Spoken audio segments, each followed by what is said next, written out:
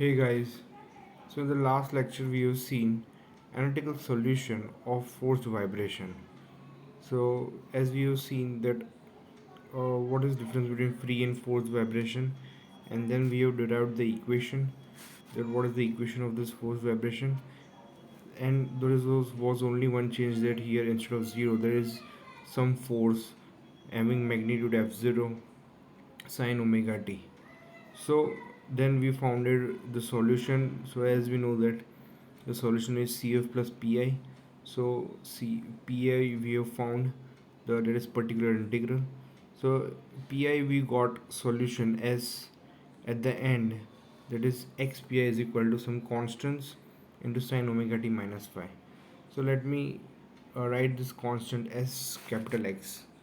So now what we are going to do here today, so in today's lecture, we are going to uh, create vector representation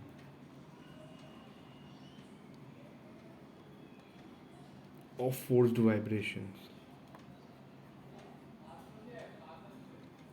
Vector representation of forced vibrations. So, what is vector representation of forced vibration? So, this vibration solution what we have got will represent in the form of vectors, so in the form of graph. So let me say our solution xpi is equal to x some constant sine omega t minus phi. Here phi is phase difference. So this is our x particular integral solution. I'll just write as xp now onward. So what will be x dot p? So x dot p will be x, instead of sine it will be cos omega t minus phi, and the differentiation of this will be x omega. So x omega cos omega t minus phi. Now if I want to represent this term in terms of sine, then what I have to do?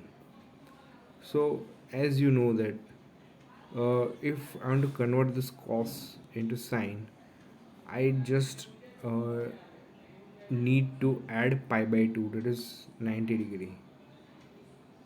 So if I add 90 degree, so it will be x omega sine omega t minus phi plus pi by 2. So that is x dot p. Now if I want to find x double dot p, so why I'm finding this x dot and x double dot p? So we will substitute these equations in our governing equation, initial governing equation, of which we have found the solution. So that is the reason we are finding x dot and x double dot. So here the differentiation of x double dot p will be, so same x omega, and now differentiation of cos will be minus sine omega t minus phi, and differentiation of this will be omega square. Now if I want to uh, take this minus sign inside, so it will be x omega square sine omega t minus phi plus pi plus, sorry, so it will be plus pi only. So pi will create minus sign. So this will take care of this minus sign. Now we will just substitute in our main equation. So what was our main equation? So it was mx double dot plus cx dot plus kx is equal to f0 sine omega t. So let's substitute these equations. So what we'll get? So we will get is that m x omega square sine omega t minus phi plus pi plus C x omega sin omega t, sorry, minus phi plus pi by 2 plus k x sin omega t minus phi, k x omega, sorry, only just k x sin omega t minus phi is equal to f0 sin omega t. So if I want to represent this all in terms of vectors, so as you can see, this is the force vector, or you can say force term, this is mass term, this is damping term, and this is spring term. So let me draw as a vectors first. So the first uh, so the first is mass m, so that is m sine omega t. So if I want to represent all this vector, I have to bring all the vectors in the one direction. So suppose on the left or on the right. So suppose I'm assuming that this all I'm bringing on the right hand side direction. So I'll start with this, and all these terms will be negative. So first term, fourth term, this is that is f0 sine omega t. So let me take a vector. So this is positive and other all will be negative. So having magnitude f0 and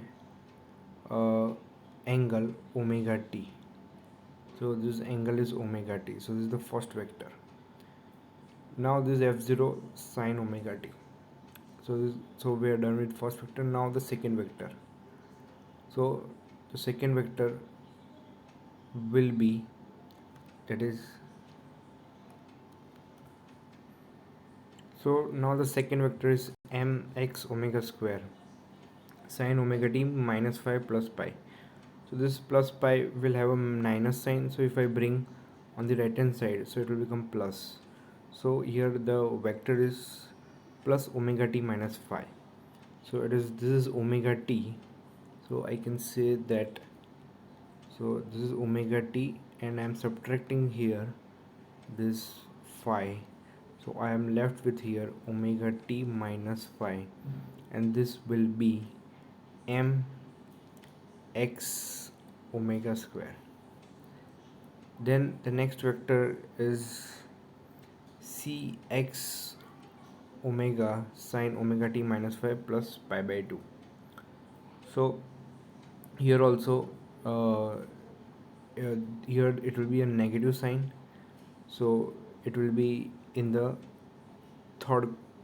fourth quadrant. So this theta plus pi by 2, so suppose this is theta, so plus pi by 2 is this. Now there will be a negative sign if I bring here, so there will be an addition of pi, so it will be in this quadrant. So this will be equal to, suppose I am saying this cx omega, and it will have omega t minus 5 plus pi by 2, so it will have a 90-degree angle with this. So this will be a 90-degree angle because it's pi by 2. Then the third is kx sine omega t minus phi. So if I bring on the right hand side, it will have a negative sign, so this will be in, so suppose this doesn't have any other plus pi by 2 or something, so negative sign if we bring, so it will be plus pi.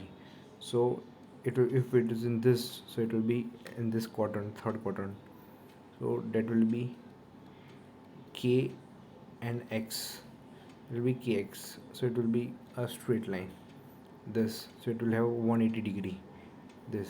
So this is the forces as a vectors. Now if I want to draw a force polygon based on this, so how can I draw? So if I want to draw a force polygon, so similarly I will start with the first force vector. It is f0, uh, f0 an angle having omega t. Then our second vector, I'll start with this, so that is kx in downward direction. So this will be kx in downward direction. Then the next vector will be cx, c omega x, so in this direction. So this will be c omega x, and then mx omega square. So the last vector will be m omega square x. So this has been created a force polygon here. So this is the force polygon that completes the polygon.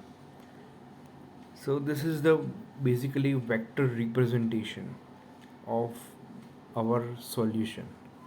Now, so basically these are the various terms of the vibration, of forced vibration, of force of spring mass damper system. Now what solution we have got? Particular integral. So solution was x sine omega t. I will just depict the solution here. That is capital X and sine omega t minus phi. So this I am taking as phi. So this will be omega t minus phi. So this is our solution vector. It is x sine omega t minus phi. So in an enlarged view, if an enlarged view, if I want to depict this, so how I can depict this? So the first line will be kx. This is kx, so it's in this direction, and this is in this direction, so minus m omega square x. Okay, so this is the first, and now in this direction, so it is c omega x, and the solution will be this last, that is o a, and this will be f0 having an angle phi. This is the enlarged view. So from this triangle o a and b, o and b, what we'll get? So we get that f0 force is equal to under root of this square and this square, because this is writing triangle we can use Pythagoras theorem. So we get that f0 x we can take as a common, so f0 by x is equal to the same what it was, that 1 minus r square whole square plus 2 zeta r whole square. So the same thing, that here we are left with k minus m omega square and c omega. So we can convert with this in this. This we have seen in the last lecture, how we can convert it. So this is the same thing and nothing else. So with here k as a common, so here we can get k as a common in this. So if I want to find what is x, so x will be, so if I substitute here, so x is equal to f0 by k divided by under root 1 minus r square whole square plus 2 zeta r whole square. So this is the value of x. So x I have got f0 by k 1 minus r square whole square plus 2 zeta r. Now x, this f0 by k is nothing but initial displacement, so I can write it as x0 divided by under root 1 minus r square whole square plus 2 zeta r whole square. So this equation obtained analytically is similar to which we obtained here in graphically. So here is the same, phi will be equal to tan inverse 2 zeta r upon 1 minus r square and similar.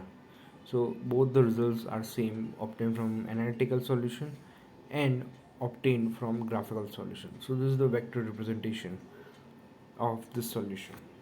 Now we will deal with next important term, that is magnification factor. So that is magnification factor. So I have discussed this factor in the last lecture also. So magnification factor m is nothing but the ratio of x by x0, as you can say. That is, the magnification factor or magnifier is defined as the ratio of amplitude of vibration x to zero frequency deflection x0 and denoted by m.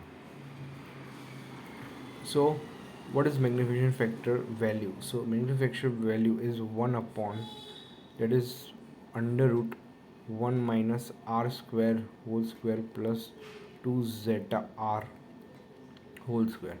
This is the value of magnification factor, that is m.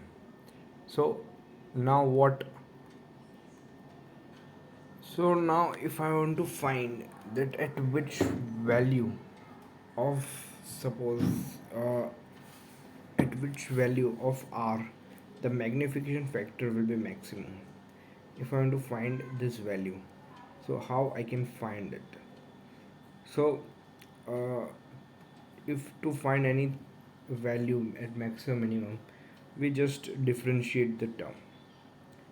So here we are going to differentiate these terms with respect to r square. So to avoid this confusion, we will just rename r square is equal to b. So what will be our magnification factor?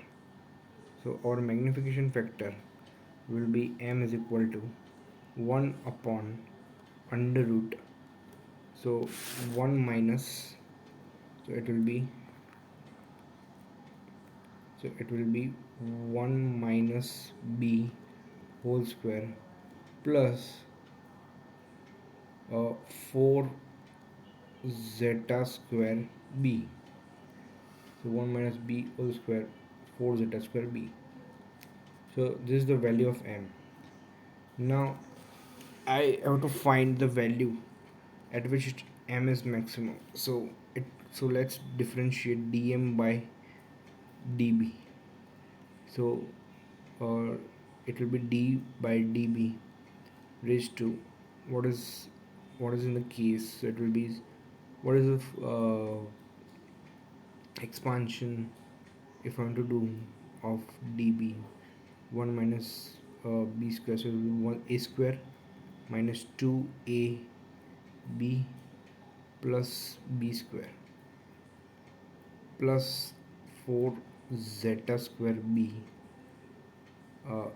raised to minus 1 by 2. So if I differentiate this, so minus 1 by 2 will come here and the whole bracket will be denoted as minus 3 by 2. Oh, fair enough. So I can write 1 minus b whole square plus 4 zeta square b. And in multiplication, now we have to differentiate these terms. So in multiplication here, it will be, the terms will be, that is 2, so this will be 0, and here minus 2b differentiation will be minus 2, and b square differentiation will be 2b, so 2b. So if I take 2 as a common, so it will be b minus 1 here, plus 4 zeta square, so b will get differentiated. So I'm left with here 1 by 2, that is minus 1 by 2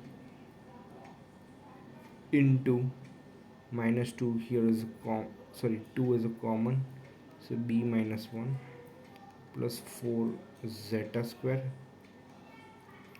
divided by here 1 minus b square plus 4 zeta square b raised to here raised to 3 by 2.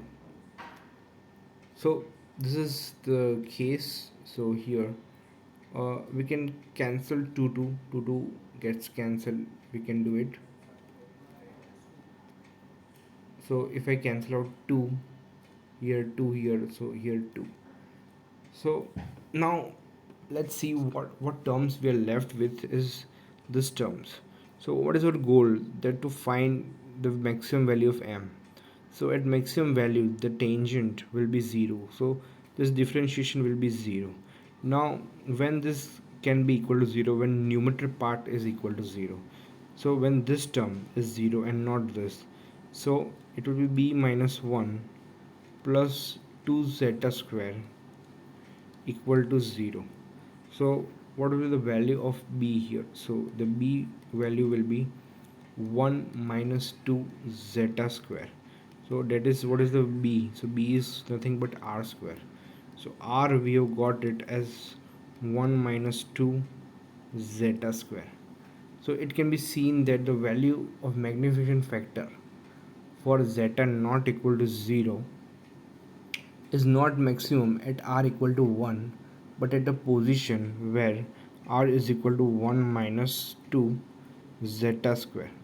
So what it is saying, r is what is r? R is just the ratio of force frequency to natural frequency.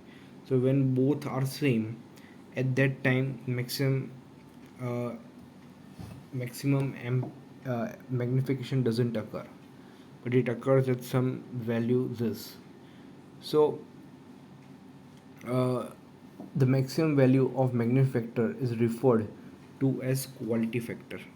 So the maximum value of magnification factor m maximum is referred as quality factor. It is denoted by q. So quality factor of the system can be found by substituting this value in the equation. So if I substitute this value, so that is r square 1 minus r square is equal to zeta r. If I substitute this value in which equation? So in our main equation this, so what I will get, m is equal to here will be equal to 2 zeta 2 zeta square whole square plus 2 zeta r whole square. So here you have to substitute the value of r again. So let me open. So here now m will be called as q.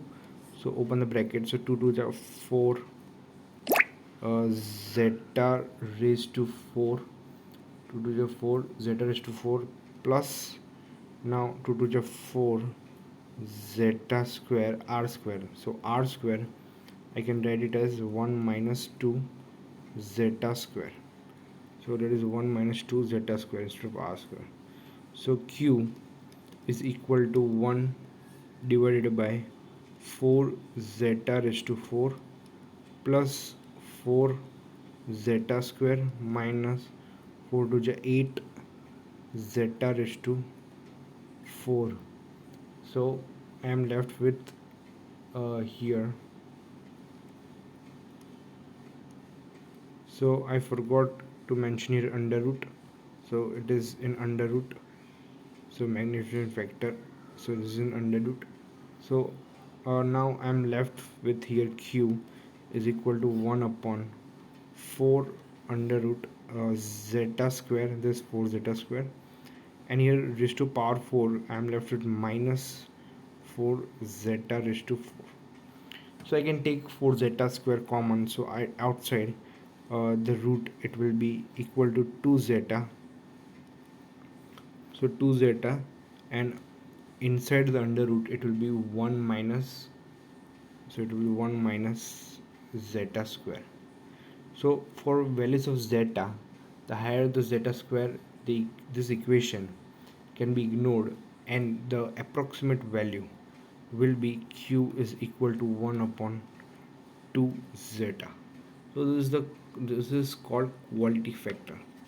So higher the Q indicates the lower rate of energy loss related to the stored energy of the resonator, which would mean that oscillation due to or the oscillations die out more slowly. A pendulum suspended from high quality bearing oscillating in air has higher Q, while a pendulum immersed in oil has a low one. So this is the quality factor, and or this is derived from the magnification factor. So I hope you understood this topic, and we'll see in the next topic.